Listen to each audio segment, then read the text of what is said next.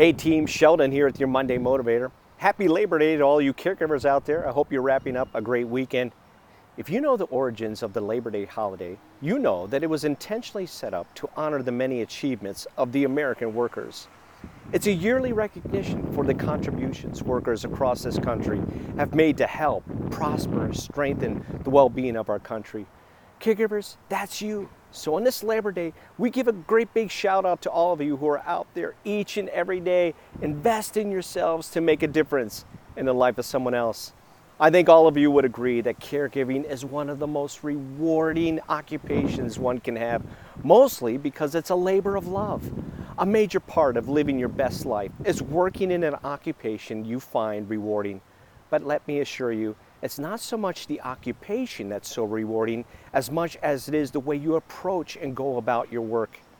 In the book of Colossians, the Apostle Paul speaks on the subject of rewarding work when he says, "Slaves," which was another name for employees back then, "obey your earthly masters in everything, and do it not only when their eye is on you and to curry their favor, but with sincerity of heart and reverence for the Lord. Whatever you do, work at it with all your heart, as working for the Lord, not for human masters, since you know that you will receive an inheritance from the Lord as a reward. It is the Lord Christ you are serving." From this passage, we can see three challenges for how to make our work even more rewarding. Paul's first challenge is to work with integrity. He reminds us to do our job in the way we know we are supposed to, whether someone is watching or not. This means doing our job the way we've been taught to do it.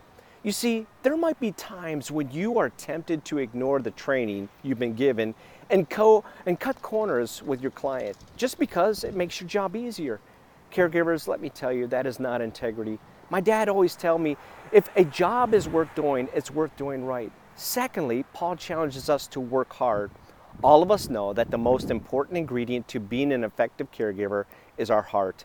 The other day, I heard Misty from the Madison office give some advice to some new caregivers. She advised them to work through your heart, not your mind. What she means is we always do our best work when our heart is in it.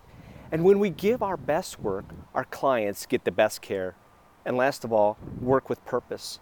True fulfillment comes to us when we both realize and live out our purpose. As a caregiver, your purpose is to care for a life that can no longer care for themselves through your expression of love the verb. And please know what you're doing is making a difference in someone's life.